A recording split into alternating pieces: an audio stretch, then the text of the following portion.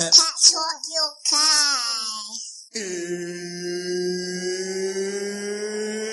It's time! Everyone talk good game, but it don't really faze me. The man that ain't mad like Max, the boy that not murky like Ace B.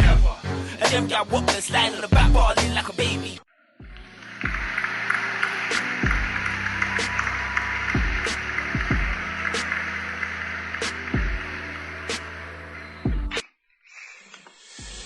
Oi, oi.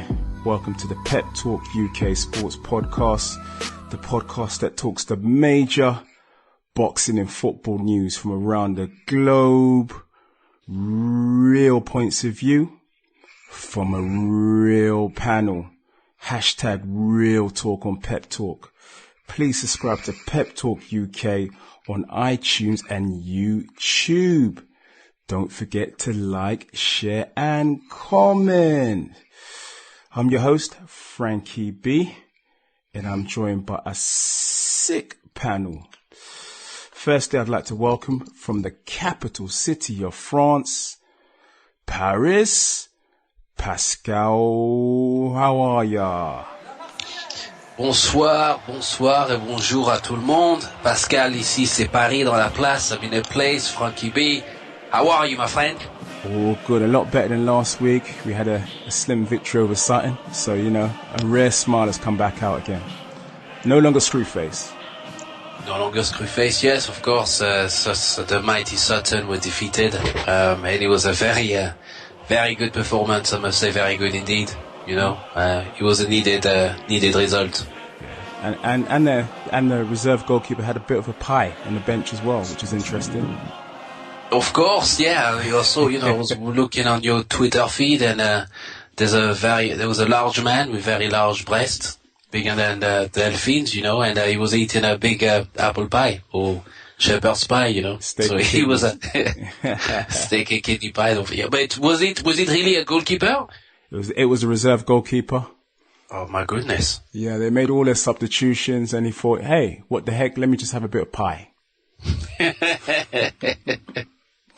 Well, at least he had a very good sense of humor. Yeah, anyway. Okay, we're going to move on. Now she's back, the former world kickboxing champion turned aspiring boxer, now a pro boxer. It's the blonde bomber. She ain't no holler back girl, Angela Hebdon. How you doing? Hey, I'm good. How are you? I've got a little bit of a cold, so I'm sorry if I sound a little bit manly this evening. That's all right. You know, the main thing is you've got some great news to tell us again. I know it's leaked out, but I'll allow you to inform the listeners. Well, on Wednesday, I got signed by Goodwin Boxing Promotions with Steve Goodwin as my manager and promoter, and we had to announce it on Sunday because it had already leaked. So a little bit premature, but it is what it is. It's happened, and I'm absolutely ecstatic and can't believe I'm so overwhelmed with the support of messages and congratulations and everyone that's backing me. So thank you. So basically, it's looking, once you get your license, once the application goes through, it's looking like June. Like it's looking like it's going to be a hot summer. It's going to be a hot summer. It really is, and it's, oh my god, it's just so exciting. I can't wait. Hey Pascal. Oui. I think we need a little bit of a celebration song for Angela. You know, I'll start it. Of course, go ahead. There's a party going on right here, a celebration throughout the years. So bring your good times and Hey, that's pretty good. Hey, what's my motivation, man? Hey, Pascal, thank leave me hanging, man. Thank you, bravo. In the world of Simon Cowell is a yes from me. Hey, Simon Cowell will just strike me off, like he'll just say that was awful. Thank you, though. Thank you. I do appreciate it. Always appreciate men making idiots out of themselves for me. Thank you. The blonde bomber, June, the blonde bomber. Yeah. June, yeah, June, you're cool. So, guys, everyone just keep an ear out, and you know, as soon as everything's released, then then we'll get them tickets out there for you guys. What weight are you going to box at? So you didn't watch the interview, did you? Welterweight. You just got sprung. You didn't watch the interview, Terry. I scanned. But hold on. I shouldn't have had to watch the interview. Like, you know, I was told. I was on the inside, in the shadows. Hey. Well, it was said in the interview that I will be fighting at super welterweight, which is 69 kilos. However, for the first few fights, apparently I don't have to fight at that title weight. It can be somewhere near, like in the middle. So Cool. Okay, lastly, woo! That only means one thing. He's back. He is back. Terry from the Seven Walls. Wagwan, Terry. What's going on? Boxing good. Been a sizzling year for boxing so far. Absolutely incredible. Football-wise, it's been atrocious. Mm-hmm. I mean, you can't have it all in life. You really can't have it all. Mm-hmm. I see you with SOG the other day. I'm like, wow, Terry's moving kind of heavy out there. I'll tell you something. You know, there are people who are legitimately heroes to you, mm-hmm. and Andre Ward was. And when I got the text to say that he'd be in London and he'd be at my boxing club, I turned into a fan. Like, I had to really hold myself in, so I just didn't come across as a fan. But he's an incredible human being. If you spend a few hours with Andre Ward, you just come out feeling inspired, and you say, the sport of boxing created this man. No better advert for the sport than Andre Ward right now. So, did he talk about Kovalev, a potential rematch maybe? The numbers stack up? Yeah, so you know, not to plug any other platforms, but if you can get some of the FightHype.com clips, he's very clear. He said, look, I have no issue fighting Kovalev again, but he needs to understand, you know, before I had to beg him for the fight and I had to give up a lot of ground. Now he has to give up a lot of ground. I think his frustration with Kovalev is still trying to dictate terms, and he's not accepting the loss, and he hasn't given Ward the respect for winning that he should. Mm-hmm. So let's see. I think Ward will play hardball, but Ward thinks the fight will be easy this time because he'll say, look, it's worked him out, you know, yeah. He's like, the power was on my mind before, but I felt the power now. It's nothing. Well, not necessarily it's nothing, but I survived. Mm-hmm. Mm-hmm. It's a bit like one of them headaches that you can still go to work with, basically. Yeah, exactly. Last question, Terry. Now, Andre Ward signed to Rock Nation. Did he manage to FaceTime Hove, Jay-Z, whilst you were there? I think that would have been too much for me. That would have been too much. I don't think you can be surrounded by two people you look up to like that. But I think, if I'm right, OG1 is the guy that really does the Rock Nation sports side of things. But I might be wrong on that, because I know he's Jay's partner in the 40-40 chain. So I think he's more the hands-on guy there. Mm-hmm. Yeah, unless Andre Ward decides to rap, then I don't know, you know. He might do a bit of a Broner, but we'll get to Broner. Ladies and gents, attention please for the fight fans locked in. Attention please for the football fans locked in.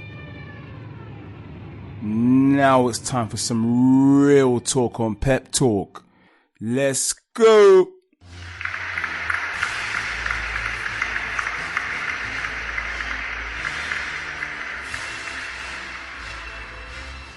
So we're going to start with the boxing. Last weekend saw Adrien Broner versus Adrian Granados take place in Ohio, Cincinnati, with Broner picking up the W by split decision. Now, Pascal, it was a much better fight than I expected. Did the judges get the call correct? Yes, I agree. Frankie B. The judges did a very good analysis of the fight, you know, but Frankie B, if I'm terribly honest, I didn't particularly enjoy this Broner performance. You know, I felt he was a bit lackluster, you know, in some areas. Broner to me doesn't throw enough punches, and Frankie, I was very excited about Adrien Broner before when he was coming up. There was a very interesting buzz around him as a boxer. He's got a lot of like media hype. I really like him. He's very entertaining. He brings it, as they call it. He brings it. He's got a lot of energy, but to me, he seems to have more energy outside the ring than inside the ring. It was a bit. He's got more itchy Twitter fingers, basically. Yes, of course. I'm just a bit frustrated with Broner. I don't believe I'm the only one that's frustrated about Broner because he has a lot of talent. He can be very exciting at the division, but he doesn't throw enough punches during rounds to be convincing. And also at the 147 weight class, there are other fighters that are much better than him, I believe. And Broner will find himself wondering where he really belongs. If I'm brutally honest, Broner to me is a light welterweight. I do not believe he could. Right now, Broner is not quite the welterweight that he believed he should be, But the fight was an entertaining fight. But Adrien Granados made fun of him, during a number of rounds when he was dancing like Muhammad Ali, Yeah, the Ali shuffle, yeah. And he certainly wasn't scared of his power, and the facial damage that Granados suffered was as a result of a head clash. So Broner still has yet to convince all of us that he's got the power at 147 to be as devastating as he was when he was lightweight, Mm-hmm. Do you think in some ways that Broner is kind of like the boxing equivalent to Balotelli? That's a very good point. Very similar. Very similar, very, very, interesting individuals, very colorful individuals, very controversial figures in their respective sports. And I think Broner is potentially that kind of person, yes, because, let's face it, if Balotelli wanted to become a good player, a world-class player, he could be. He has a talent, Broner, yeah. Same Broner, of course, Broner, he has displayed some very good technique, and whilst he was accurate with his punches, I felt that Broner, didn't particularly shine for a homecoming in front of a home crowd, and I think the crowd themselves were a bit concerned that he wasn't the shutdown that Broner even claimed he was going to be, So I think you're very right, Frankie B. It's a very good comparison. Although he did apologize to the rest of the public for his behavior in the past, but I don't think that's very true. I think Broner will find himself in trouble again. All he'll say, I'm a changed man. Of course, we always say that when we get caught, Every time we get caught, Frankie, we always say we are changed men. Now, Terry, dear, it's all gone wrong. It's all gone wrong for real. It's all gone wrong. Now on to you, Terry. A lot of people say Broner has problem with pressure fighters. Is this another example that the pressure was put on and he was unable to perform and found it difficult? Broner doesn't have problems with anyone. Broner has problems with himself. So if you look at all the dumb things that Broner does, he's never provoked. It's all dumb stuff that seems to happen in his head. So I imagine that's how he trains. I imagine he's the sort of guy who doesn't really do the miles. He'll do 80% of the miles. He won't do any weights. He won't work on strength. He'll hit the bag, he'll hit the pads, and he'll spar. He'll be that guy that every boxing club has who's just brilliant. And you look at him and go, if you took it seriously, you'd be special. Hard work pays the bills, but if you're about billions, then maybe you don't need to work. But he only got $1 million for this fight, so it's up to him. Does he really want those big numbers? If he does, he's going to have to start putting on a show for 12 rounds, like Floyd did. It's either that or go into the studio and be a rapper again, Oh, please, no. So, Angela, do you think Broner will be brave enough to give Granados a rematch, considering it was very close the last time out? I don't think he will be. I think it's too much of a risk for Broner. As Terry said earlier, Broner is one of these guys that just kind of shows up and doesn't really put on a fantastic performance. The fight was so close, and you could see it in Broner's eyes. He really wasn't sure which way. When he went over to his corner, them puppy dog eyes just kind of sank. He just wasn't sure which way the fight was going to go. Stamina-wise, he was absolutely exhausted. But, fair play, it went the distance, and anyone would be. But I think right now, at this point in his career, it wouldn't be a wise move. In all honesty, from a boxing perspective, it wouldn't be a wise move for him right now. Yeah, he needs to kind of go on to the next fight, maybe come back to that later. But a rematch straight away isn't a wise move for his career. Terry, Broner alluded to the fact that, you know, he picked up an injury quite early on. Which, do you think that affected his performance, or just lack of preparation in general? Well, he didn't break his leg, so I don't understand why he couldn't move his feet. You know, if you injure your hand, fine, I can understand that, but he just kept standing in front of Granados, and it's like, well, move. And then he just blocked him with his forearm, try and maneuver him that way, which, you know, lets me know that he hasn't put the work in camp. But even Mayweather says that about Broner, that his weakness is that he's a bit flat-footed. He is, because remember when people used to call him Baby Floyd, and I'd always say to them, he's nothing like Floyd. Like, actually, Broner is more like... Nothing like him. Yeah. The listeners, if you want to go and Google Mark Too Sharp Johnson, Broner reminds me of Mark Too Sharp Johnson, who used to box. I think he was at flyweight, but he was a southpaw. But he had that kind of jerky style that Broner has, with those same wide swinging hooks as well. It all looked good, but, you know, Too Sharp was a far better fighter in his day than Broner is now. But they have that similar style, and I'm not surprised because Broner's camps are mostly run out of DC, and that's where Mark Too Sharp's from, and he has links to guys like Barry Hunter and indirectly Mike Stafford, who's Broner's coach. So I can imagine elements of that will start to creep in. It's very much a DC-ish style that he has, and, you know, it's flat-footed around with the upper body movement. The problem is you've got bigger guys hitting you now, and Broner hasn't adapted his style to deal with the bigger guys. Well, we'll wait and see what happens to Broner. Now, moving on the same Broner-Granados card, turn of Lamont Peterson, who beat David Avanasayan to claim the WBA welterweight title. Now, Terry, just staying with you here. Now, we've got another champion. We've got two champions at welterweight for the WBA. Please explain the situation.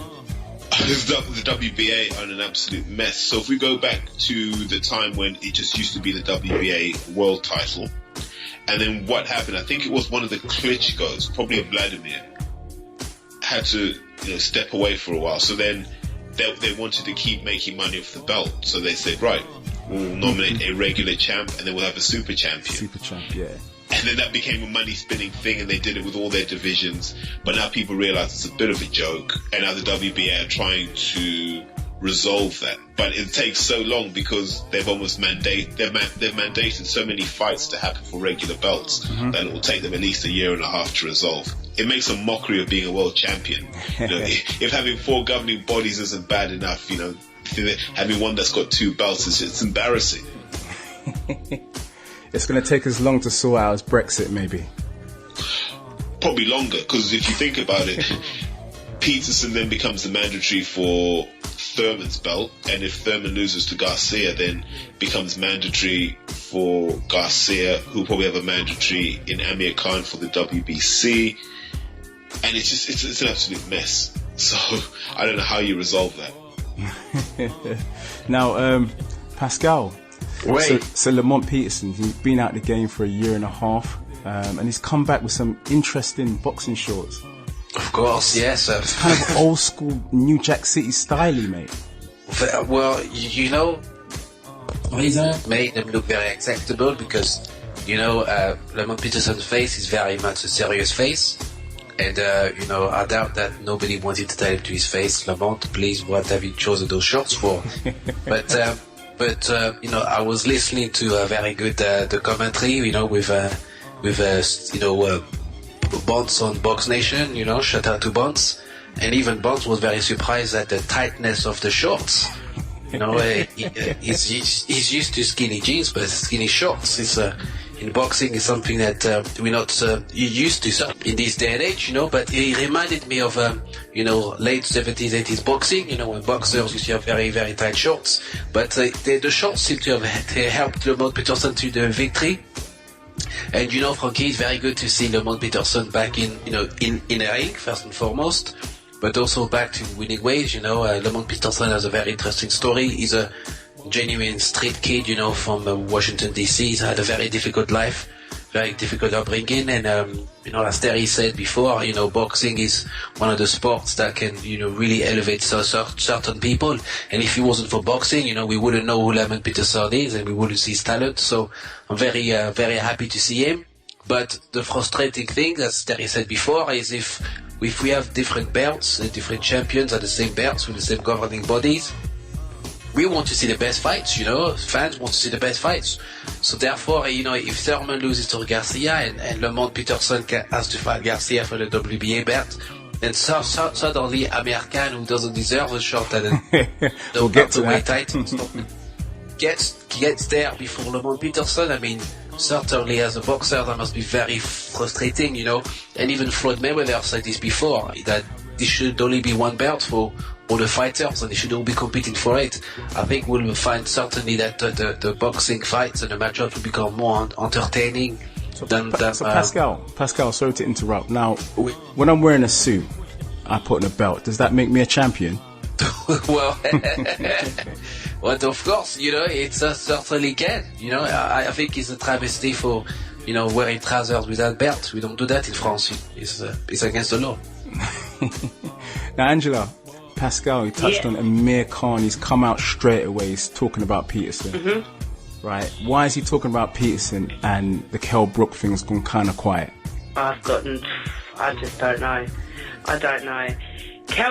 Amir Khan, I think he's just desperate to kind of get back in the ring now. So I think just kind of by stirring anything up, that's what he's going to do. So moving on, Roy Jones Jr. won yet another title in a distinguished career, and the new WBF Cruiserweight Champion. Terry, a man like Roy Jones has picked up yet another title in his career. Explain his importance to the younger generation looking up to a great boxer in Roy Jones Jr. So I think I'm one of the minority that doesn't mind Roy Jones boxing. I've always said this. These guys are born and raised to fight. Like, once you take that from them, we've seen that it's just problematic. Mental health, people can get injured. I mean, people get hurt. Spouses have been killed over this and so forth. Depression and so forth, yeah. And I'm happy if Roy Jones wants to carry on fighting at a level where he's safe, but he's competitive. More power to him. He fought Bobby Gunn, and it's a reminder that, bare knuckle boxing does not come close to what we know as boxing in terms of skill, toughness. It just doesn't come close because, that's a washed up Roy Jones. Can you imagine Roy Jones in the mid-90s against that guy? Mm-hmm. So I hope Roy carries on but doesn't put himself in danger anymore. He doesn't need any of the big boys. He can just keep fighting people he should be.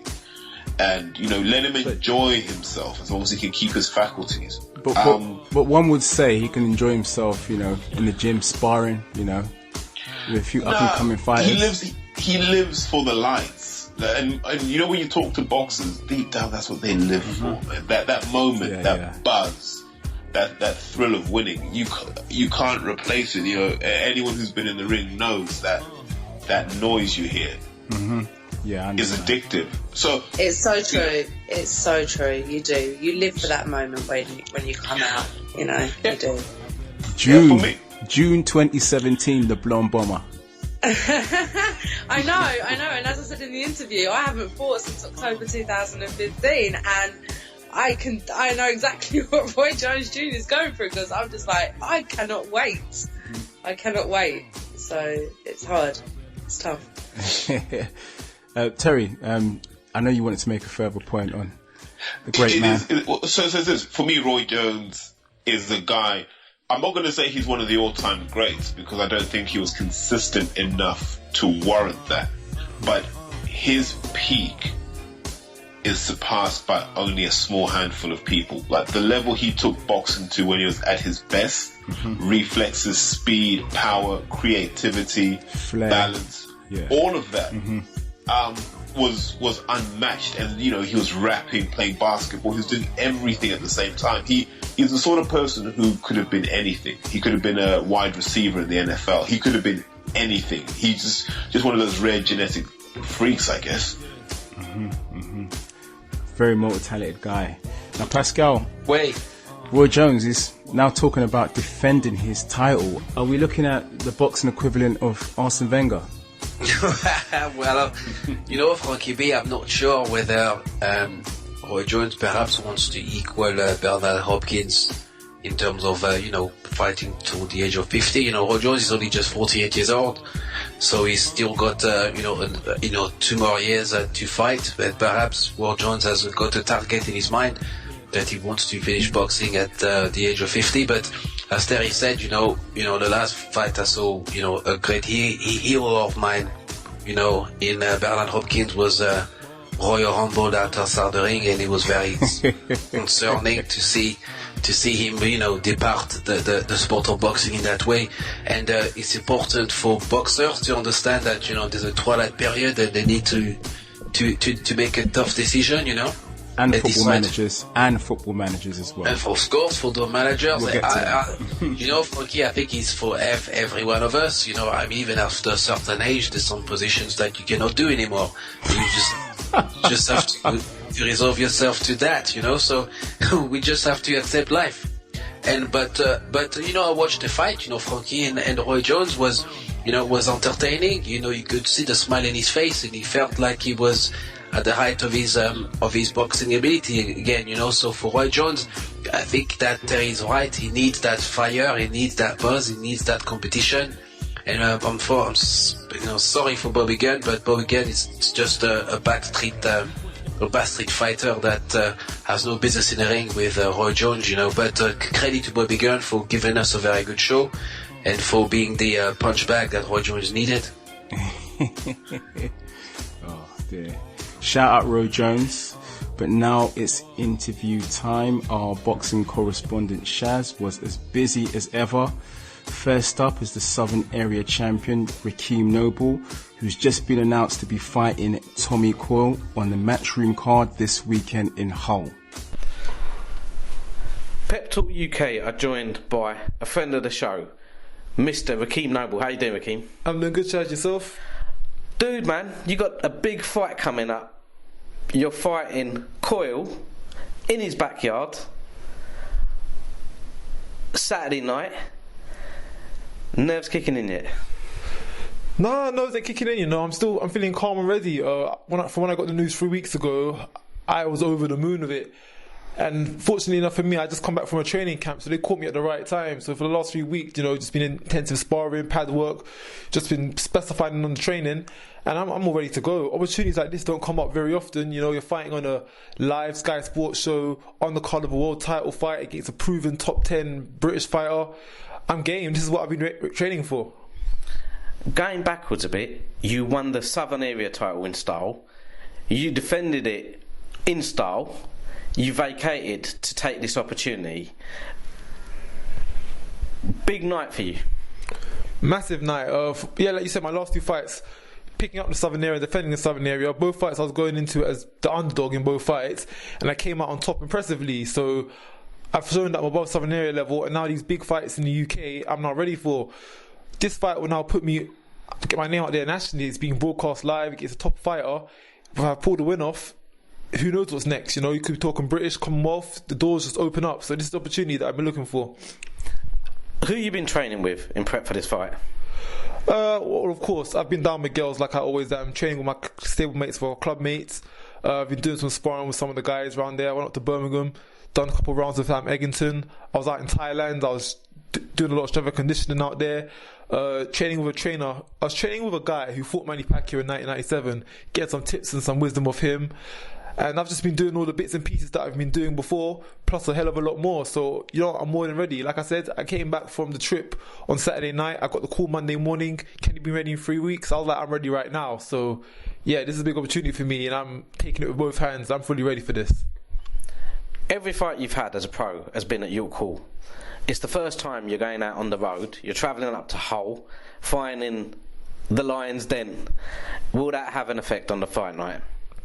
No, it won't have an effect on fight night, because as an amateur I did this on countless occasions, and as an amateur I was up and down the country, all over the place fighting. And one thing I learned that is from when you get in the ring with another man, It's all the same. You're inside the square box. It's you and him. You fight it out. It don't matter how much fans he got. It don't matter who's shouting in the crowd. None of that matters. When you're inside that square box and you know what to expect and you've done it before, it's just down to you and him. And that's what I'm taking with me when I go up the hole. That's the mentality that I'm going to be with. It's me and you. It don't matter about fans, crowd, popularity, ratings. Just me and you. Any shout-outs for sponsors? Yeah, I'll give out some shout-outs for sponsors. I want to shout out to JFB and V-Juice. They've been helping me for this camp along, providing me with bits and pieces, helping me. So like I said, big out thanks to them. Also to Wimbledon Hot Yoga for letting me use their facilities, and everybody else that's been part of the team in camp so far. Thank you very much. And for the listeners that want to give you a follow, where can they follow you on social media? Find me on Twitter, Rakeem the Noble One, or on Instagram, RKM2Noble. Brother, I hope you get a wicked win. I hope you get the knockout. I hope the next time I see you, you're going to have a big smile on your face as a worthy winner of Coil Noble. No doubt about that. Me and my team ain't travelling out there for 3 hours on the train just to come back short-handed. We're coming back with a victory. We'll come back with a ranking. We'll come back with that, whatever else they're offering us. So we're coming back.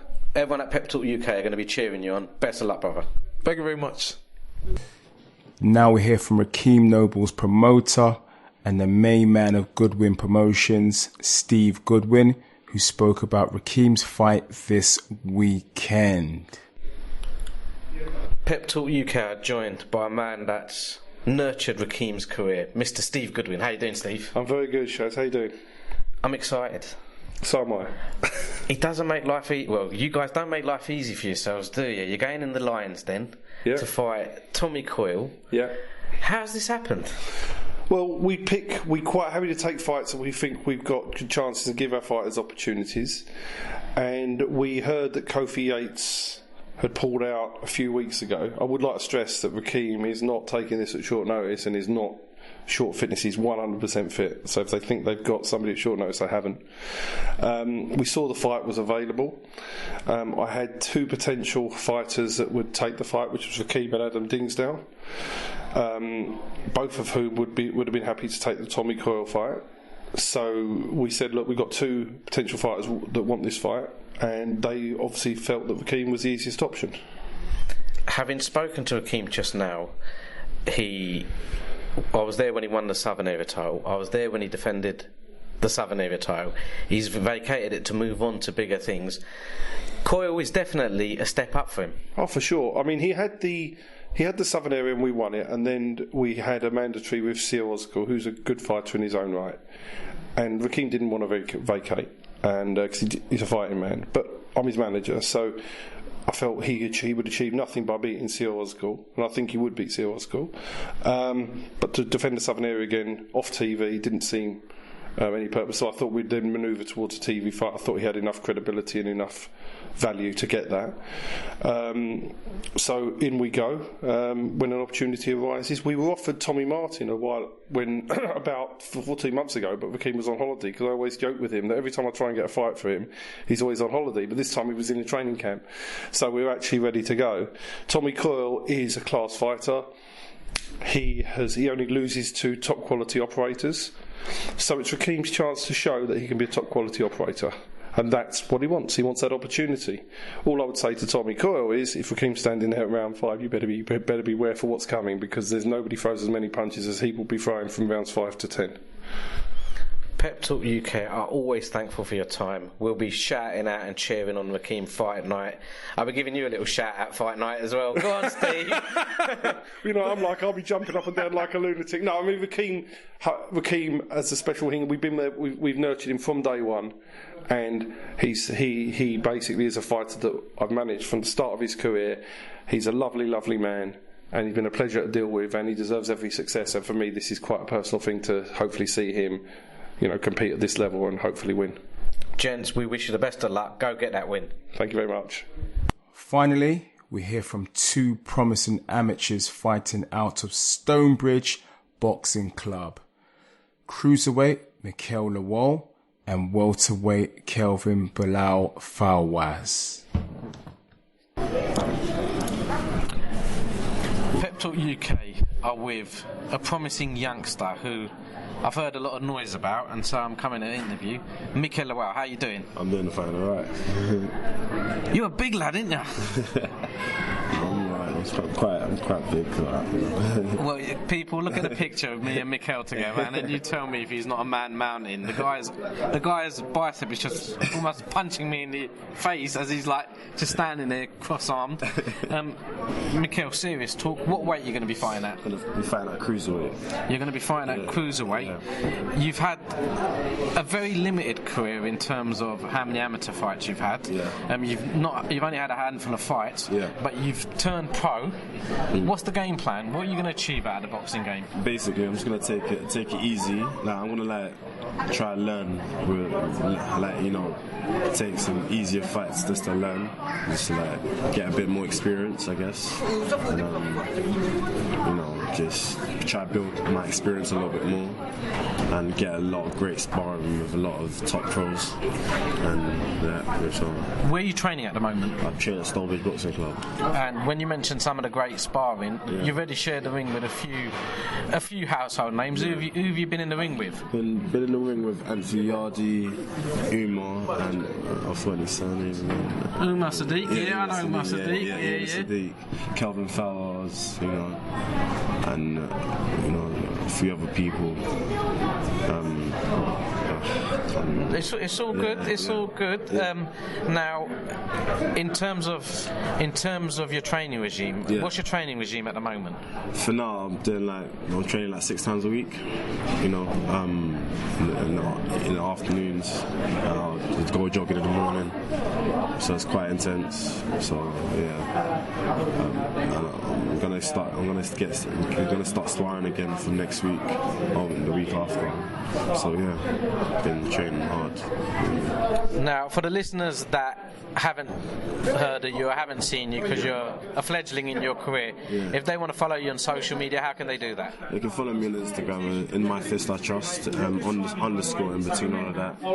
So that's me. Don't really have any other social media. I'm trying to get onto it a bit more, but you can follow me on Instagram. Now, I have asked you whether you've got a nickname or not, and you said at the moment you haven't. I will be, by the time you have your pro fight, I will have made up a nickname for you and try and get it out on social media.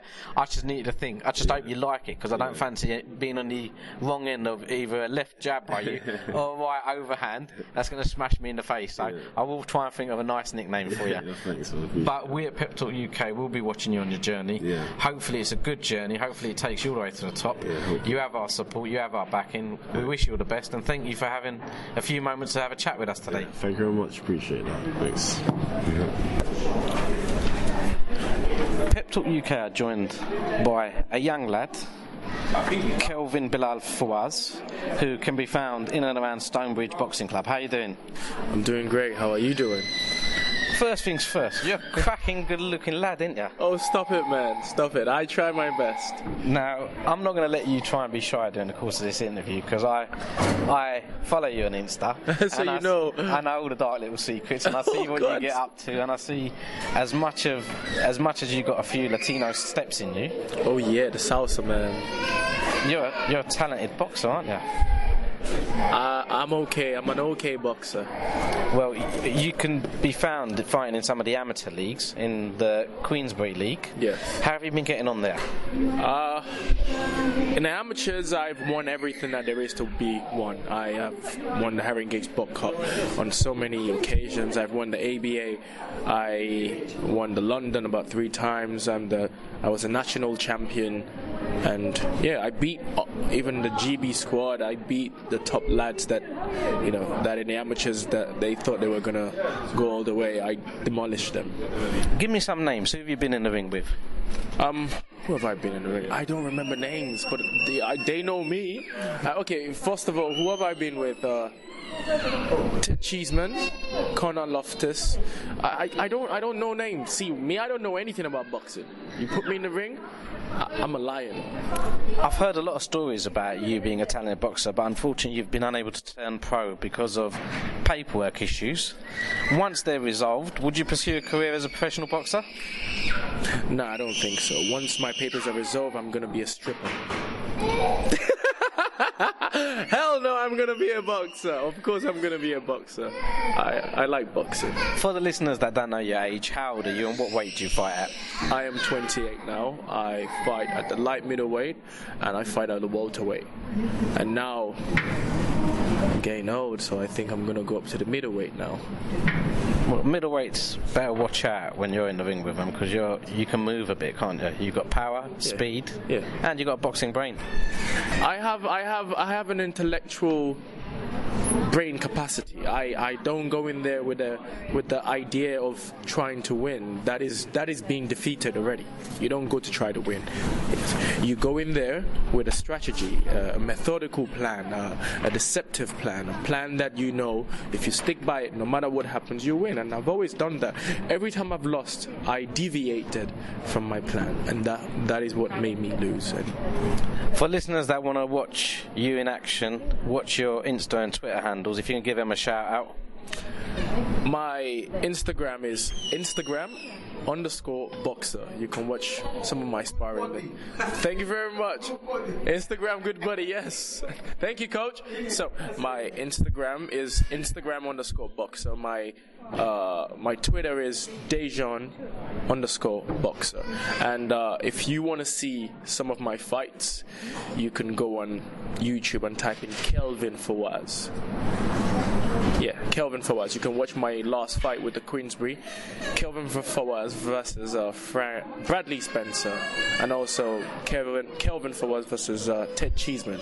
That is the last amateur I did. And Ted Cheeseman is considered to be the hot stuff. I met Ted recently. I know Ted very well, and he is the hot stuff. And again, he's a nice guy. It puts in context where you're at, which is a very good place. But hopefully Pep Talk will be catching up with you very soon. Let's just try and regularise what's going on with your paperwork, and we can hopefully see you in the ring, and we can be there to watch you in action. That would be grateful. I would appreciate that. My anticipation on you coming to support me and watching me while I go on, that'll be great for me. Love you, an absolute charismatic star. I wish you all the best for the future. Okay, tell me that thing that you said, I'm a handsome lad again. It makes me feel good. You can listen back to this when this is coming out. Nice one. Take care, Kelvin. Thank you very much. I appreciate that. Bye. Thank you, Shaz. Nice. So now it's football time. So before we talk about the FA Cup, we're going to talk about the Champions League. And Man City played an impressive Monaco, and the score ended 5-3 to Manchester City.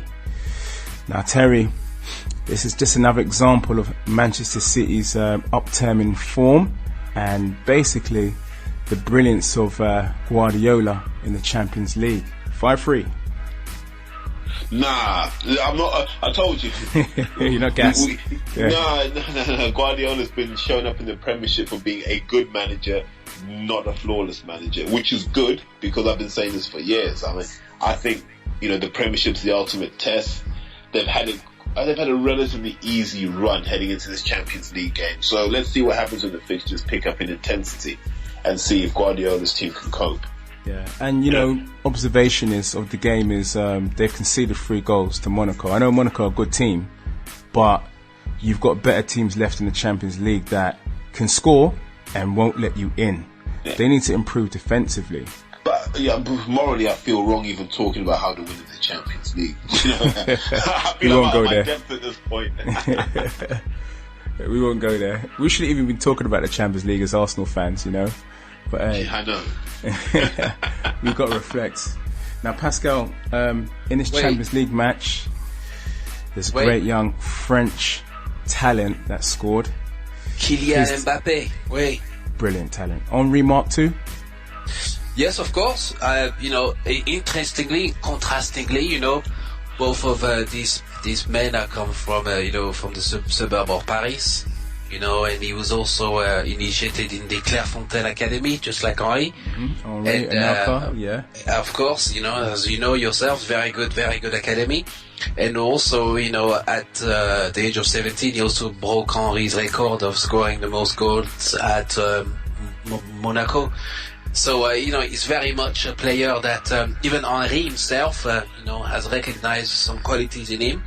in the first instance, and he said that if the kid decides to put his head down and work hard, he could be even better than him. So certainly, once again, France has discovered another world-class player in the making, and credit to this country, As you know, France, we produce very good players every year on year. We've got very good, academy, of course, which is very promising for us. But the problem, of course, is France still underachieves internationally. They certainly do not have the level of World Cups and Euro titles that they should be having, because they produce talent year after year. But certainly for the prospect of the World Cup, the French have got another team that, another gem, of course, that can add to this, very talented French squad. So yes, absolutely. Please keep an eye on him. But Wenger has been looking at him. He's very much aware. He's looked at many players before. We all know that. Ronaldo, Messi.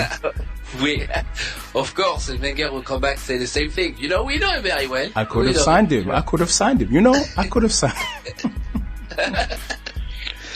But yes, Frankie, I certainly think that this side of the pond, you guys in England should keep an eye on him, because it is likely that he will come to the Premier League. I believe so.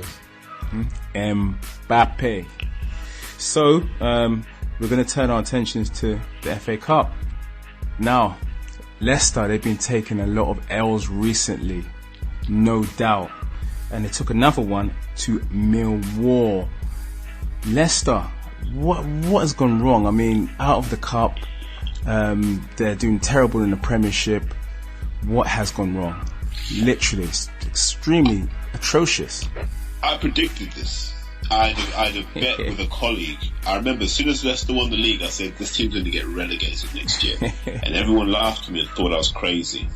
But when you take what are essentially championship level players, and they reach they never dreamt of ever winning the league or playing in the Champions League. And these guys get to that point where they know it will never be this good again. I just don't think emotionally you can get up again. I have this theory that if you look at teams like United, they sign players who are used to playing at that level week in, week out, where a lot is expected of them, and they aspire to those sorts of things. That's why they sign certain players, and if they sign players from small clubs, it takes them a while to adjust. But that's why United were good, because kids like Scholes grew up in that mindset. And that's what success is. Success is believing you belong there and then behaving that way. And I don't think Leicester believed it. Yeah, Leicester just don't have that. And so they stretched so much to win that league that there's nothing in the tank this season. There's just nothing. And invariably as well, a lot of teams kind of know what Leicester's about. They've got Vardy. They like to play on the counter. Soak up the pressure, do the long ball to Vardy. Vardy does the rest. It's been figured out. Totally. Yeah, man. We always say this, don't we? Once you get that Walker heat map, whatever tactics you had are over, because you can just put people in the way and it stops it. You've got to switch it up. Now, Pascal. Wait.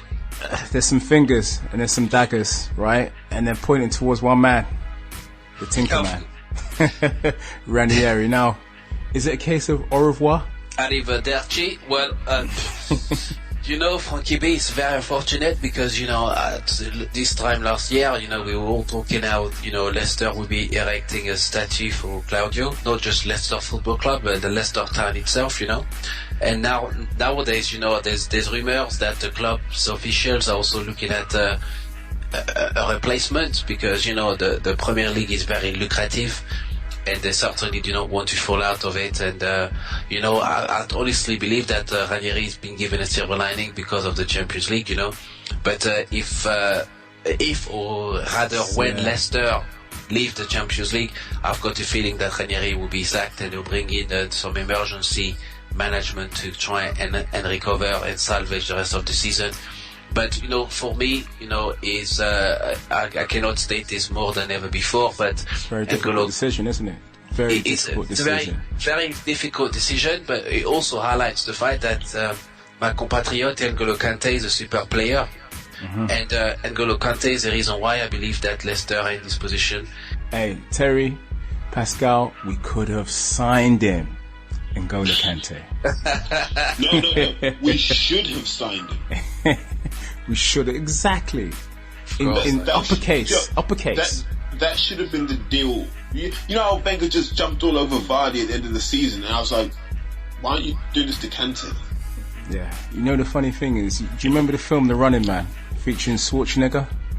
Yes, of course, yeah. I think they need to make a sequel with Kante as the new Schwarzenegger in the film. This time around. The Running Man, N'Golo Kante. So, Arsenal, we're going to talk about Arsenal, right? Now, we touched on it. Poor performance, right? You know, let's get it straight. You know, let's not pull no punches. It was a poor performance, right, on a plastic pitch against a conference team. They won 2-0, barely. Now, Pascal, what type of emotions were you going through when Arsenal only managed to scrape a 2-0 victory over Sutton? Right. For me, let's put this game into context. You know, last week Arsenal loses 5-1 to Bayern Munich. You know, and for me, Arsenal should have inflicted the same level of defeat against Sutton by scoring 5 goals. Real talk. And to me, you know, it was concerning because Arsenal should be killing games like this very quickly. There should have been at least 3 goals by half time, you know, but we only managed to score 1 goal with 1 shot on target. The first goal, yep. More concerningly, Lucas Perez. Why isn't Lucas Perez playing every week? You know, why he wants to leave, yeah. But it's concerning. Lucas Perez should have gone to Bayern Munich because Ancelotti knows how Giroud plays, Ancelotti knows how Sanchez plays, but Lucas Perez is still very much a player that has good technique. You know, the goal against Bournemouth was an excellent goal. You know, he knows he's got good pace also. You know, and he's proven to be a good player when he was at Deportivo. So I don't understand why he wasn't given an opportunity to play for Arsenal. I think do you know why he's not in the team? No, tell me why. Because he shoots on sight. That's why. He doesn't play within the Arsenal pattern of pass to the left, overlap, pass some more. He shoots on sight. That's a very good observation because you're right, because the goal he scored was outside the box. You know, and if he was, you know, and he scored a very good goal against Bournemouth as well. He doesn't hesitate to score the goals. Well, Pascal, just hold your horses there. Just wait for this. Now I'm going to wind Terry up.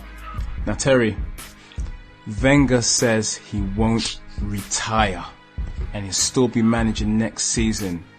What can we read into that? Something that clearly hiring in the summer. Look, I want to keep it. I've been bored of Wenger for about 5 years. Like I said 5 years ago, football's run away from Wenger, and he's playing catch up, and he's not good enough to play catch up. Like, let's go back to when Wenger first came. Man. Like, he had a vision, and it was all smart, and he let his players take creatine and all this sort of stuff, made them sleep, you know, eat croissants with no butter. So, you know, the small things that, listen, these little things that improve performance. But let's be clear about what Wenger did, right? When he first came, he bought all the players he remembered from France. That's what he did. And he married them with what was a solid team that had already won stuff in Europe and was already competitive in the league. Like, let's not pretend that Arsenal were languishing in 10th or 12th and he's made us a great club. Arsenal were a big club when he joined, and they were winning things in Europe. So we won the league 89-90 season. Yeah, and we're winning that Winners' Cup and all sorts. And I don't want to say those things to pretend against that Parma, a big boy team in the final against a big team. Yeah. So now let's be real and let's look at him and go. Wenger hasn't built a championship-winning team yet from scratch, and he's had 20 years. The academy has failed to produce one striker or one centre half who has gone on to do anything in the professional game. So Terry, you know, a lot of people have seen the interview on Arsenal Fan TV with Trooper. Do you agree that Gabriel could be, you know, a bit like Bambi? Listen, I'd put Stephen Hawking at right back and be more confident than having Gabriel at right back. I want to keep it all the way real, man, because what goes through that guy's head? Do you know when you just want to know what someone's thinking? Because he's useless. The only thing a this left-footed season, player at right back. I don't even think he knows what foot to use. Like, I don't think he's left-footed. I think he uses his left foot. He's probably right-footed. He just hasn't realised it yet. the guy's stupid. And Wenger said it himself. He said the guy can't learn English. And I was like, then sell him. If he can't learn English in an English league, sell him. Yeah, Mourinho would have sold Gabriel by now, but when that experiment doesn't work, just get rid of him. We've got Holding now, and he's the only highlight in the season right now. It's Rob Holding, and Rob Holding looks like he can ball, and I'm grateful for that. You know, but all this other crap that Wenger's bought, and he refuses to sell because I don't even know what it is, man. What is he still trying to prove that he's got the right answers? Because it's like, oh man, we ain't got time to find out. We're falling behind, man. Look. We're competitive with Tottenham now. Mm-hmm. And Tottenham look more solid than Arsenal, I might say. Listen, in terms of organisation. Harry Kane walks into that Arsenal team. Vertonghen walks into that Arsenal team. Alderweireld walks into that Arsenal team. Danny Rose walks in. I mean, Eric Dyer better than Coquelin. Like, that Tottenham team, you would take a lot of those players, and that's embarrassing, man. Yeah, and even the Lloris is potentially better than Czech at the moment. He is. I would say so. Yeah. Lloris is serious, man. And I'm like, how have Tottenham been allowed to acquire such talent on the quiet? And Wenger's making all this noise about signing these average players, man. I mean, just these fish and chip players. I mean, just basic. I mean, I was watching that Sutton game. I'm like, just pass to the guy who looks like you, and he's got the same shirt as you. Make sure he gets the ball. That's what you're paid to do. They couldn't even do that. We couldn't attack down the middle until Sanchez came on and said, I'm just going to run with the ball and see what happens. Nah, man, his experiment's over. We're not going to play like Ajax in 95. We're not going to play like Barcelona in 2009. We're not going to do that because Wenger's too stupid to make that work, man. He needs to go back to what he did before. Go and get 20 kids from Senegal and the Ivory Coast. I don't care. They don't have positions, man. Just let them run around for a bit, and we'll pick up some strikers and we'll pick up some defenders like we used to do. There's a lack of power in Arsenal's team. There's no player. It's like, say for instance, a Fracas was to outbreak on the field. Who could you honestly say can confront the opposition player in Arsenal's team? Probably no one. Yeah, Gabriel will get stuck in, but I don't even think he'd know what he was doing. He'd just be having convulsions, man. You know, we lose, and we don't lose by fighting. Like, how can Arsene Wenger still be in a club when he's lost 5-1 to Bayern Munich twice? Yeah, you lose to Bayern Munich twice, 5-1. You lose to United 8-2. You're letting in 6 goals habitually, and I'm like, big L's. Yeah, we've all got to go around and look at each other. I mean, in the office and go, yeah, how was your weekend? I'm like, why are you asking me stupid questions? But I've had enough of that. Like, all I wanted Wenger to do, right, was to go, we need 2 people. One has to be the captain. The other one has to be a centre-back or whatever. But we need 2 people who, when the brown stuff hits the fan, will roll their sleeves up and start headbutting people. To the time where Theo Walcott was pressured and was asked what happens during a break, during halftime, when you're in the changing rooms, and Walcott said nothing much really happens. They just sit down and look at each other, check their Facebook and Twitter, and then go back to play. Yeah, a couple of selfies and get back out on the pitch. But there was a quote, and I'm paraphrasing because I can't get it word for word, and it was a book in 2002 called The Professor. It was about Wenger. And it was they went and asked people who had known Wenger for years, and they said, listen, this man is okay being second. He wants to be competitive, but he's okay being second. It doesn't upset him if he's second and not first.